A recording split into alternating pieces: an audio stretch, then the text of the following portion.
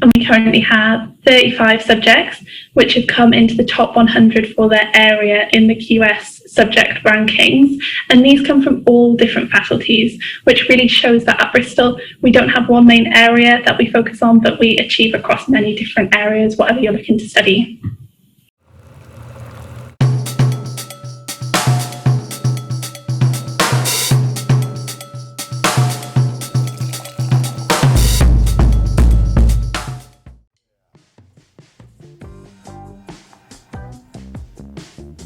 And we are going to record in 3, 2, 1. Hello everybody, welcome to another episode of Coffee Chat with Adam. I have my coffee right over here.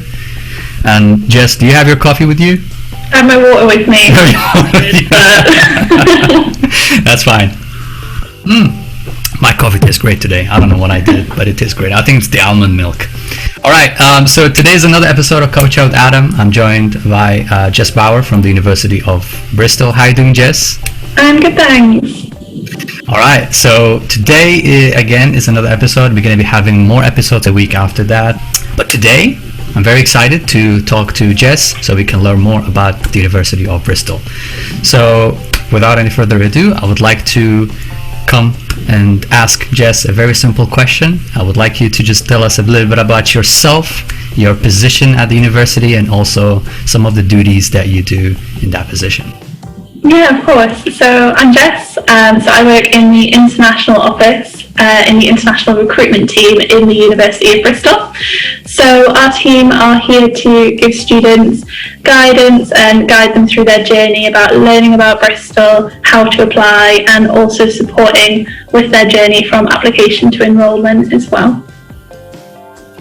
That sounds perfect. I mean, that's something that I would like to also end up doing in the future. Love working with students. So it's actually what I do technically, but I think your position is much more interesting than mine. So you work for the University of Bristol. Could you tell us more about the university's history, some of the background, some of the unique things about the university as well? Yeah, absolutely. So we are a really old university in the UK. I mean, in terms of rankings, we're 9th in the UK and 58th in the world in the QS ranking. And we are a university which produces world-renowned research, and therefore we're able to produce outstanding research-led teaching for our students as well. We're part of the Russell Group, which is a group of 24 UK universities who are acknowledged as being world leading in their research and supporting discussion concerning the future of UK universities as well. In terms of what we offer, Bristol has a wide range of subjects you can study across 6 different faculties. So arts, engineering, health sciences, life sciences, science, and our biggest faculty, which is social sciences and law. We aim to achieve high quality across the teaching and research across all of our faculties, and we currently have 35 subjects which have come into the top 100 for their area in the QS subject rankings, and these come from all different faculties, which really shows that at Bristol we don't have one main area that we focus on, but we achieve across many different areas, whatever you're looking to study. That's really good to know about. I think as a follow-up question to what you just mentioned earlier, maybe something I would like to know more about is the teaching that used in those. So, because you said you have many faculties, so what kind of teaching does the university focus on, or teaching methodology, I would like to say, that uses when we, for example, in the business or the faculty of business? Of the lectures that you have will be also working on world-renowned research alongside teaching you in your classroom. And what we find really important is to make sure that they bring that into the classroom so that you're learning things that are up to date and relevant. And that be whether you study economics, whether you study accounting, whether you study law, or something completely different like engineering. We want to make sure that you get the information that is up to date and relevant in your course. Our ability to do this involves making new courses and introducing new subjects and classes each year as well, to make sure that they are all relevant and up to date for you. That's wonderful to hear. So in that case, when our students from NCUK apply to the University of Bristol, the university definitely have sets of requirements that they have for the NCUK students. Could you please give us more information or details about the requirements for NCUK students? Yeah, absolutely. So our requirements for NCUK students do differ slightly depending on which subject you're looking to study. Mm-hmm. So for a little bit there, I actually lost you, I think because of the internet connection, but I think I did hear, just to emphasize again and double check with you. So for the NCUK IFI requirement is for the subject streams you have AAA, and for the EAP total grade has to be a B, right? Yes, that's for most of our programs. You might see that differs slightly between certain subjects. It's definitely worth checking, but that is the average that we would look for. Yeah. Of course, we need to aim high, okay? Because our Vietnamese students are really hardworking. So I think a AAA and an EAPB is not a problem for them. And then you mentioned something about, for example, if you're looking to go to apply for accounting, one of the subjects is, for example, math or business has to be much higher than usual. So you need to have a higher score in the mathematics when you're studying NCUK IFY. So it's something to consider as well. Yeah. And you said the students can find this information on the NCUK website. So yes. That's good to know. I think students in Vietnam, like I said, they have no problem, getting those scores. They're really hardworking, and I'm really proud of the students that I meet and talk to, because they're pretty like, well, once you say you need to have a AAA and an APB, they're gonna be like, I'm not just gonna get an A, I'm gonna get an A plus, or as we call it in NCUK IFY, we call it an A star. So they're probably gonna be aiming for an A star instead. And we can make this happen in NCUK because we also support the students throughout their NCUK study period. So we always give them that support that they require to achieve that requirement. So Jess, one more thing I would like to know about, and I know a lot of our Vietnamese students are interested in knowing more about, is scholarships. This is one of the hot topics in Vietnam, and I know University of Bristol have some interesting scholarships. So would you like to give us some more details about those scholarships? Yeah, absolutely. So our Think Big Scholarship is our flagship scholarship scheme for international students. It is now open for 2021-22 applications, and it went live this week. So you're able to apply for it all the way from here until March, so you've got a long time to consider it. We're awarding our highest number of scholarships to outstanding international applicants this year.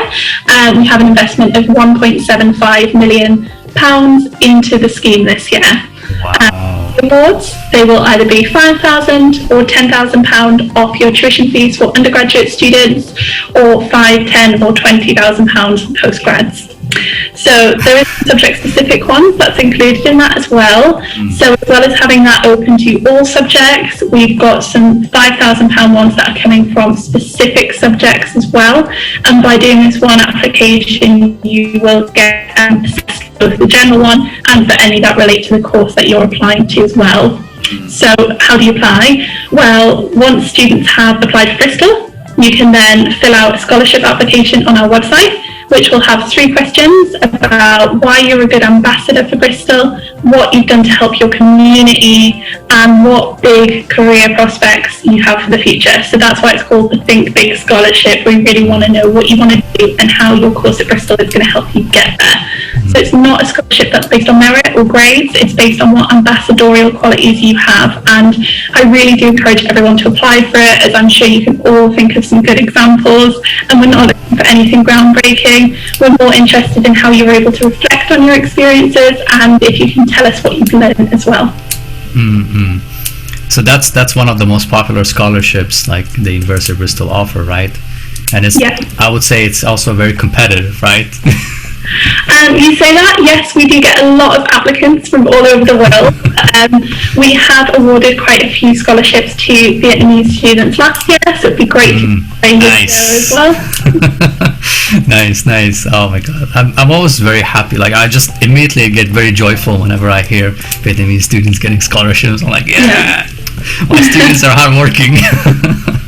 So they have to submit an application, and you said they have 3 sets of questions that they have, or 3 questions, not 3 sets. Sorry, 3 questions. 3 questions, yeah. Answer. Then, so it's a more of you call it a personal letter, or there's no need for a personal letter. Just submit that application form, and then you're done. Yeah, it's just the application form, and we only look at the scholarship application form, so we don't see your academic application alongside it. So if you've got anything you want to repeat from your personal statement in your scholarship form, please do, because we only look at the scholarship form. All right. So besides that scholarship, does the university offer other scholarships that are more of awarded yearly, like at the end of every year, or? We do have some smaller pots of scholarships, but that is the one that I would advise you go for. We try to umbrella everything under that one, so that we can assess you for everything you're eligible for by you submitting that one scholarship. Wonderful. Other than that, there are a few smaller pots you can look on the website for, but that's the one that I would aim for. Great. No, I'm sure that's definitely very attractive. Whenever I hear £10,000, I'm like, ooh. Definitely something I want to apply to. Apply for. In that case, there's something I'd like to ask you about, and it's the Faculty of Business at the university. Okay, so what makes the Faculty of Business so unique and better faculty than if we compare it to other universities? So. Yeah. Absolutely. So our business programs were previously housed in one school, but we're happy to announce that this year that school is split into 3. So we now have a School of Economics, a School of Accounting and Finance, and a School of Management. So this gives those subjects space to expand at Bristol and offer more options to students. And all of these schools are within the Faculty of Social Sciences and Law. And what that means is that our business programs are embedded with social sciences and taught in context of real-world application. So we are aiming to make business graduates who will be able to think in context and be able to apply their knowledge with ease as well when they go into that job market. That's very good, and I think this is something we will touch on again, because I'd like to know more about the job market as well, but we will come to that a bit later. So if we're talking about the Faculty of Business, and if a student is considering to do a double degree, or so the first scenario that I would like to know about is double degrees. Does the university offer double degrees in the business faculty? Yeah, so you do have a few options with that. It can't be anything, but there is a list of different ones that you can study together. So if we're talking about subjects from across the university, there is the ability to study, say, management with a language, or study, say, economics with politics. And if we take economics and politics as an example, you would be studying half of your degree in the School of Economics and half of your degree with politics. So that would be your joint honours. And we do have a list of different ones available like that, that allow you to do that, but it will be from a controlled list that you would be able to pick. Yeah. No, this is actually very good, because I think double degrees are becoming kind of like very popular in Vietnam recently, and a lot of students are interested in, especially like you mentioned, language, learning a second or third language besides the English language, and having like a double degree with language is perfect option for a lot of students. So that's already very good point that you mentioned that. And the second thing that I wanted to kind of ask you is, what if a student like studies, let's say, international business management, and then they study it for the first year, and then the second year they would like to change from international business management to economics? Is it possible for them to change majors? There are possibilities for them to be able to do that. If we look at international business management, that course's first year is very similar to the degree in marketing and the degree in management as well. Yeah. So if they wanted to transfer into one of those programs, or someone from one of those programs wanted to transfer into international business management, there is that possibility to do that, because it's likely that you will have learned all the right information for all 3 of those degrees by studying one of them in the first year, and then in the second year is where you're going to specify. In terms of transferring to a slightly different course again, such as economics, that's something you would have to check once you're at the university. It's something your school might be open to, but they'll want to know what you've studied before and check that you would be okay to transfer into that programme. Yeah. Another thing I will say is if you're unsure, we do have programmes across the schools which work together. So, for example, you could study accounting and management, or economics and management, or economics and finance, and then you would get the best of both worlds from your degree. Right. So it's also a good option to go for a double degree, definitely. Yeah. So that's really good. Because the thing that I was interested in, because we had cases where students asked us about this, and we wanted to know if the university offers that. But it's good to know that there is the opportunity to, but you have to double check as well, because the requirements and also what you have studied through the NCUK IFY. But I think it's kind of hard for a student to change from business to science if they studied NCUK IFY business stream. So definitely that's not something that we can do. No, unfortunately not. All right, no worries. That's already very good. But just to go back to earlier, when we were mentioning about the career pathway that the student can take through the university. So,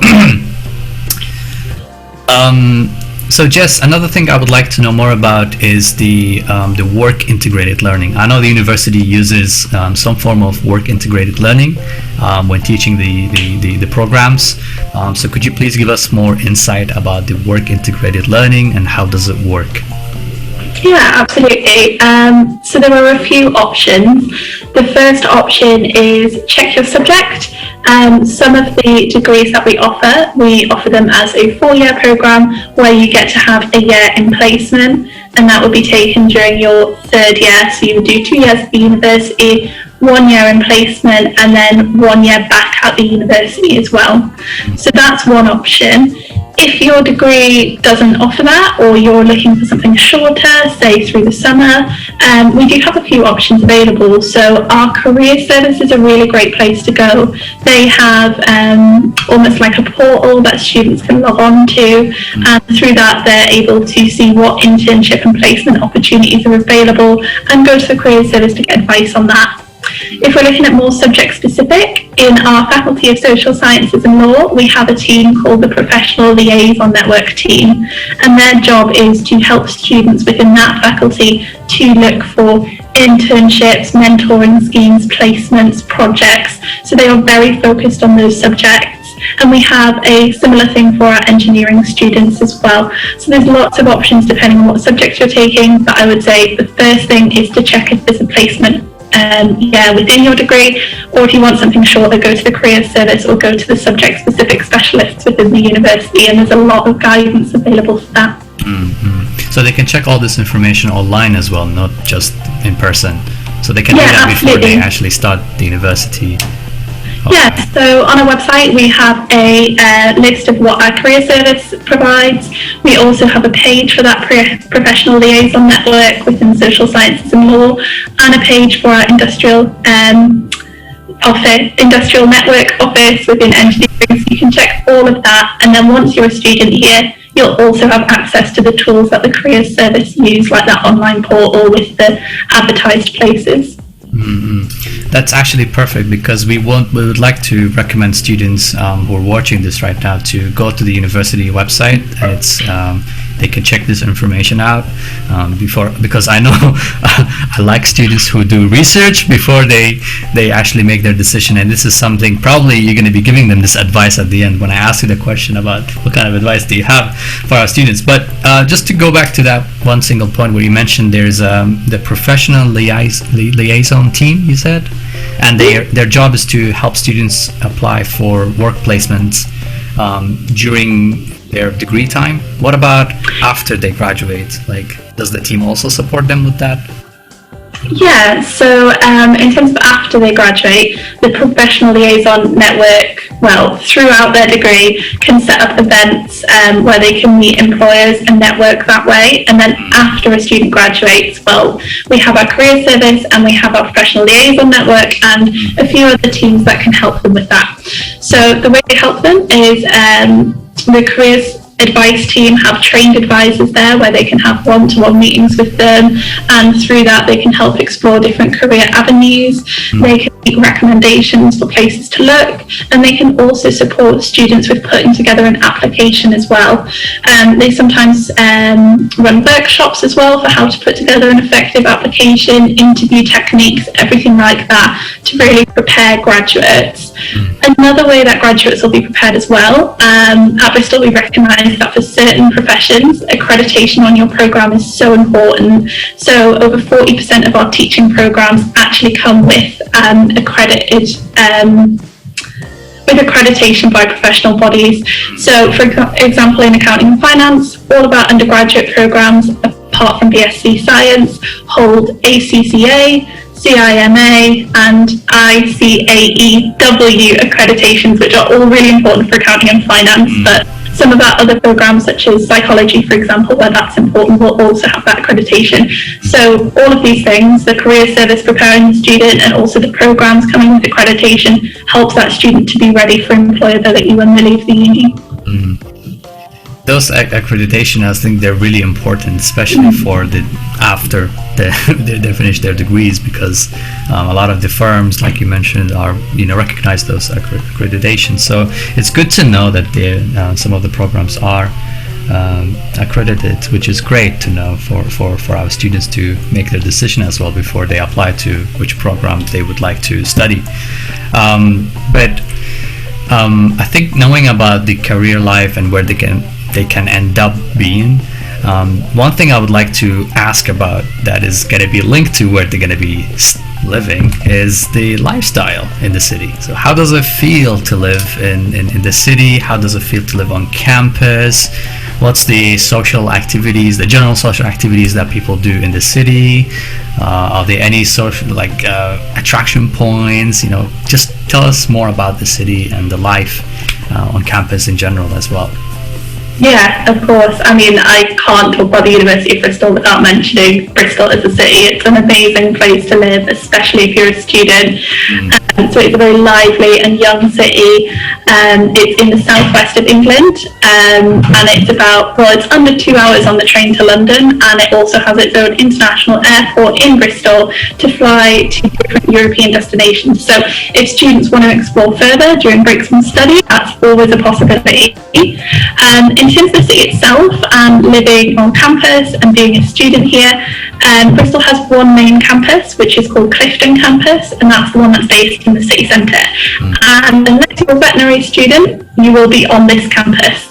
So the campus itself has a lovely collection of old and neat buildings, and it's situated across beautiful old leafy tree-filled streets.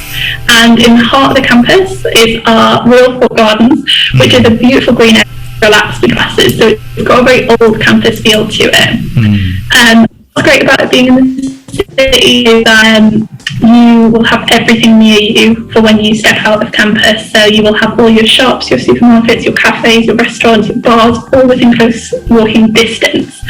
Another thing to mention about Bristol is we actually have the most festivals per calendar year in the whole of Europe.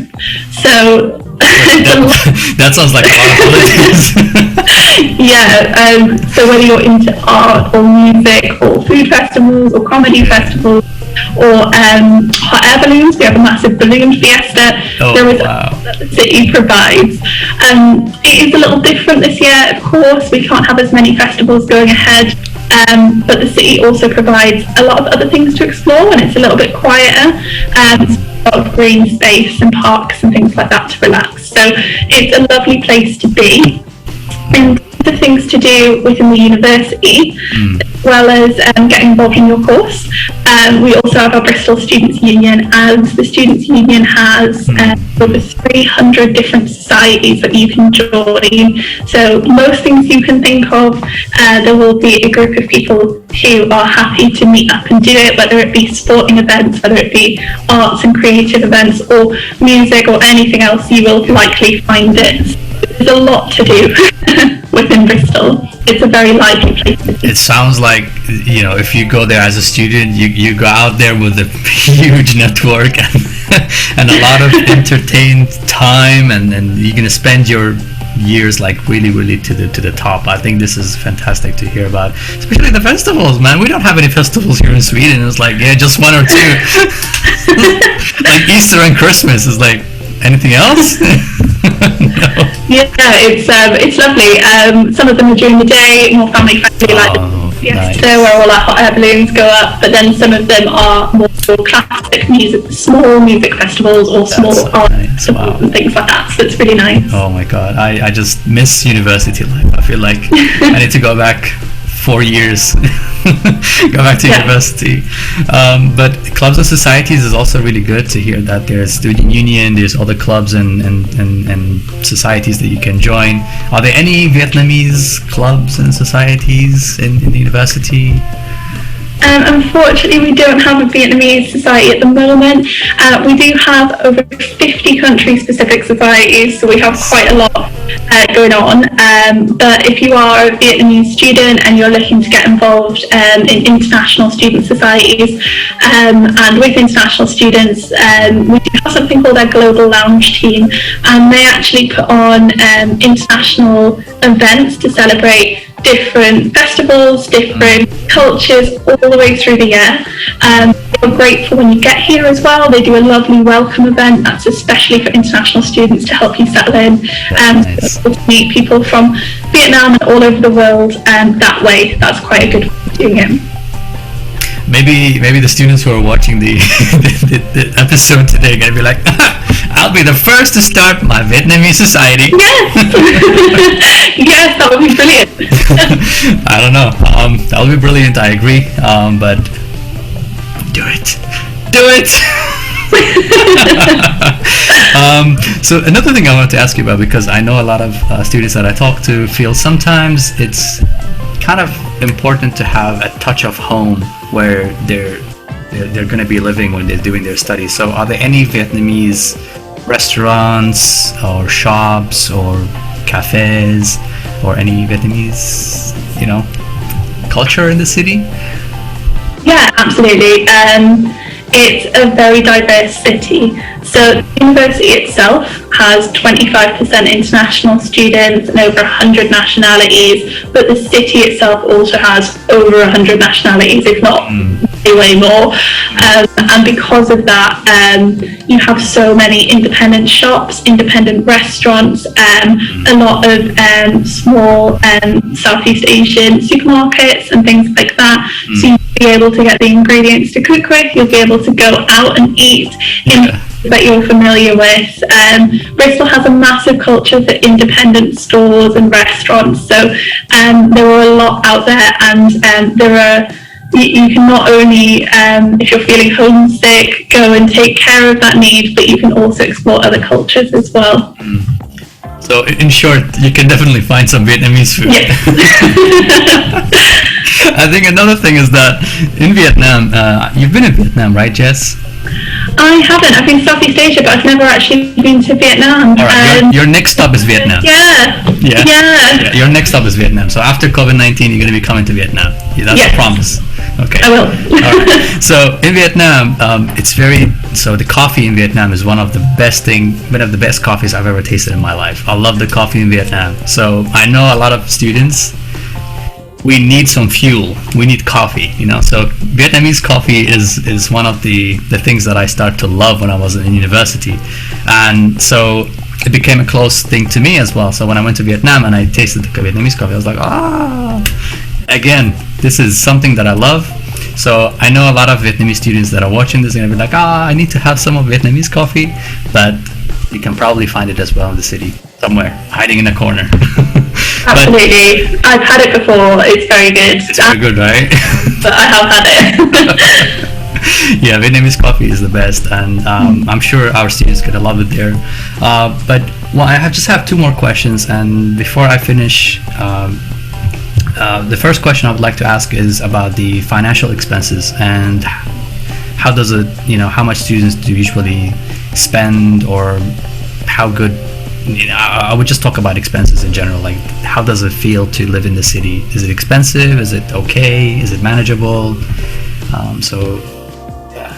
It'll be good if you can tell us more about. Absolutely. There are a couple of things to pick up on, I think. So our website has a really good page which shows you the average cost that it takes for a student to live in the city, and it's between £9,000 and £15,000 a year. That would include your accommodation, your books, your printing, your food, your entertainment, all of that.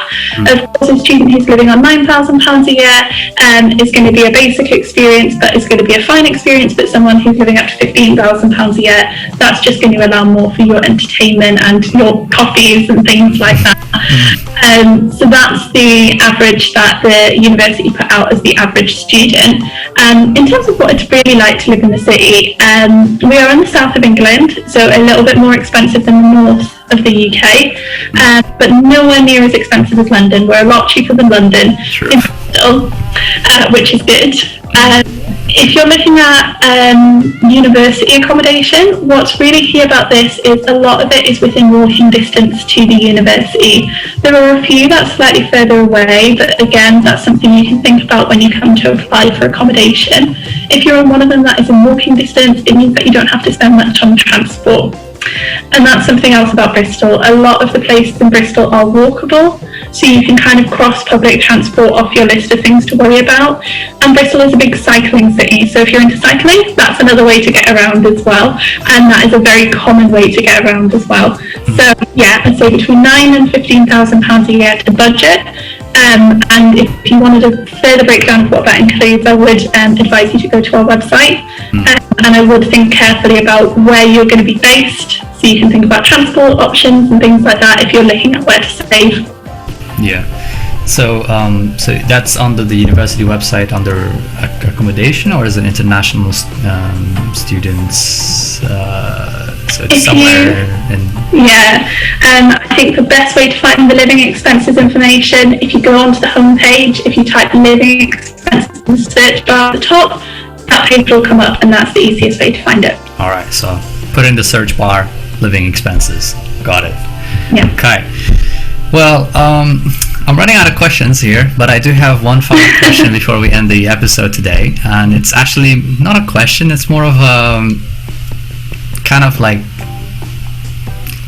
you as Jess and me as Adam. Imagine me a student, or what would you give me for advice before applying, or to our students, what would you give us for advice before we apply to the university? So what kind of advice do you have before we enter the university life? Because that's a big decision to make. So any advice do you have for our students before they make that decision? Yeah, I think we've touched on it a bit already, but I'll expand on it. It is to do your research. So check out the university choice, make sure you know about it. I mean, you need to make sure it's the right program choice for you. You have to have an idea of where you're moving and what you can expect from your classes. And if you do this, it means you can focus on being excited to start your journey, because you know that you've got the rest of it planned out. I mean, watching this is a great start to your research, and also checking out the website as well. So we've already touched on it a bit today, but I would say definitely check out your course page. On the Bristol course pages, you can look at the program structure, you can check out what classes you can attend. In the accommodation side of the website, you can look at all of the buildings, so the ones that I talked about being close to campus, the ones that are further away. You can see images of them, you can see how much they are per week. You can really start to plan out where you might want to apply in terms of your accommodation in the future. So you won't need to think about that till next year, but it is something worth looking at now, so then you can focus on enjoying it. Bristol SU website as well, check out the Bristol Students' Union website, check out what societies we have, think about what you might want to get involved with when you get here, so that you can go up and approach them in Welcome Week and start that journey and focus on being excited, because you know you've got everything else taken care of. Definitely great advice, especially doing the research. It's Yes. just something I have to mention every episode. Is like, you gotta do some research, okay? The research is very important. I do agree with you, because we do understand that you would like to know more about the university, and this is the first step to knowing more about the university is going to the website, like you said, and learning more about the university, and also living expenses, and the alumni website or the alumni page where you can talk to students who have graduated from the University of Bristol. So great. these are great information that we had today, and I think let me see, do I have any more questions? No, I'm done. No more questions from my side. Do you have any questions for me, Jess? What's your favorite coffee? Does that need an answer? It needs coffee. I love Vietnamese coffee. Lovely. So I'm actually done. I don't have any more coffee today. So we're gonna finish the episode now, and we're gonna be just have a finale here and say thank you everybody for joining me for today's episode. I had a great time talking to Jess Bauer from the University of Bristol, and I'm looking forward to meeting you on the next episode. And Jess, one more time, thank you so very much for being amazing today and sharing so much information about the university. I'm so excited to learn more. Thank you for having me. Thank you too. All right, so we'll end the episode now. So see you everybody, and take care. Bye bye.